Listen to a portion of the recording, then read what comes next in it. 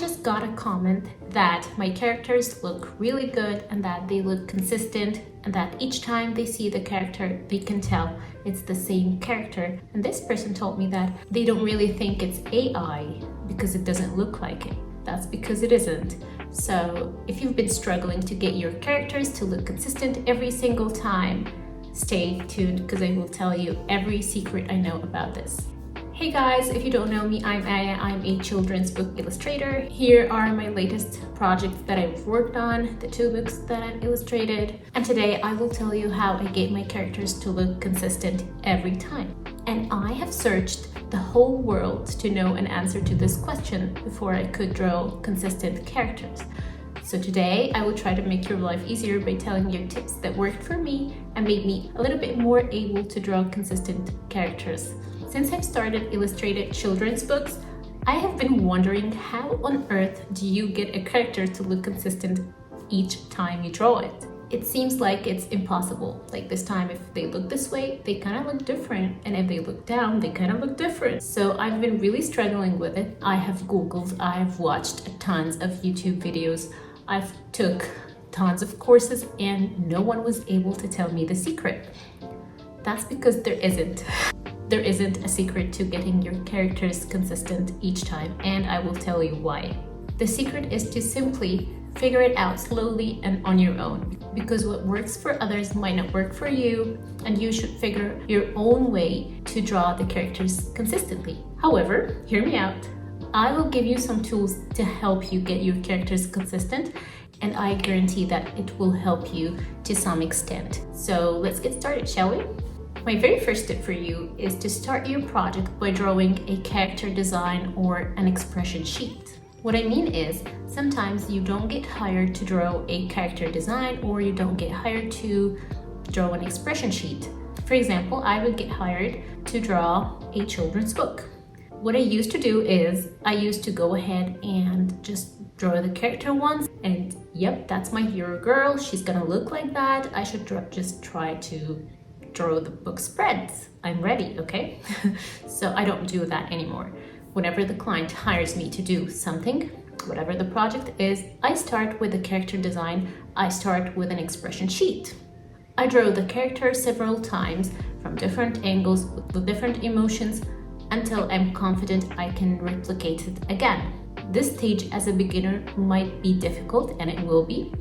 However, it makes your whole life during the project way easier, because then when you're working throughout the project and you need a reference, you need to draw the character from another angle, you need to draw the character with another emotions rather than the simple smile emotion, you have a reference for that. You can just cut an image from your character design or your expression sheet and have it posted as a reference, and then you can use it to help speed up your drawing process. On the other side, if you don't do that, and sometimes you're gonna get stuck, like thinking about how your character looks, and it's gonna get weird. You don't really remember how you drew it. You haven't really decided on how your characters look from this angle, or if your character is gonna look this tall. So this is my very first advice, is to start with a character design or an expression sheet, whatever you end, to get your character right. My second step after my first tip is to use the first tip as a reference. Tip number 3 would be muscle memory. I highly encourage you to draw everything related to your character in one setting. And that's because your hand has a muscle memory. It remembers how it moves. So for example, if I'm drawing this curly haired boy,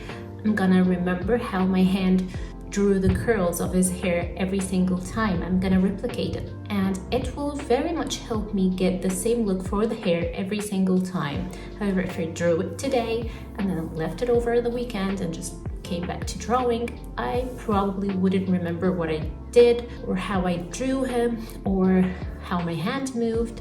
Same thing goes with, for example, face shapes. Like if I'm gonna draw this guy with very chiseled chin, I have to remember how I drew that.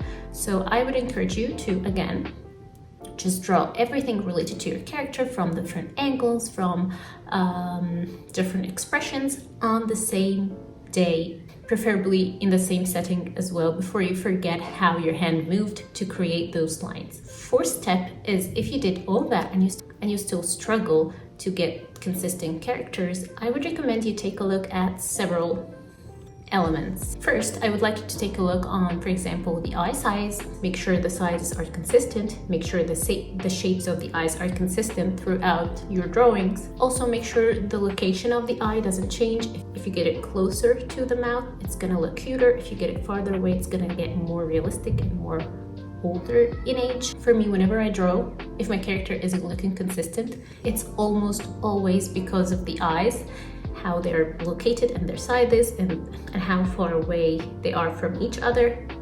This is like 80% of the time the reason why my characters aren't looking the same.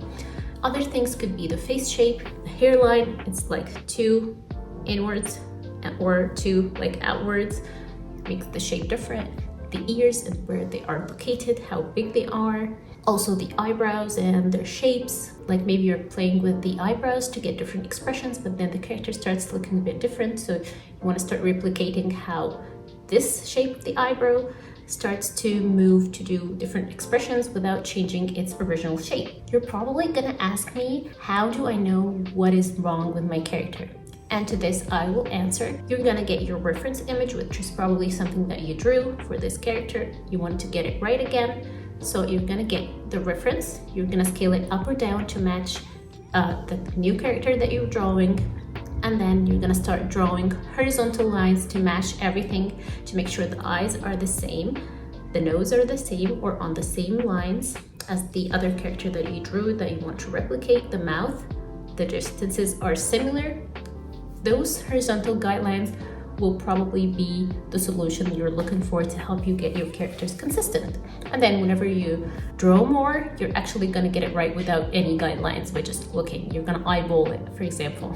Tip number 5, flip your canvas around to know what on earth is wrong with your characters. So if your character is looking wonky, it's looking weird, it's looking like it's like twisted or liquefied in a way, you're gonna wanna just flip your canvas horizontally and see it from another angle. You're probably gonna see the face like swooshed into one side, and you're gonna be able to see that and then fix it. It's very simple. So you should try to flip your canvas more often and see how that looks. And my last tip for today's video would be to practice a lot. You can even download pictures of different people, celebrities, family members from different angles and try to draw them and see how you draw people from different angles in order to look consistent. And if you aren't there yet, you don't really have to wait in order for you to be perfect to start drawing people from different angles and get it consistent.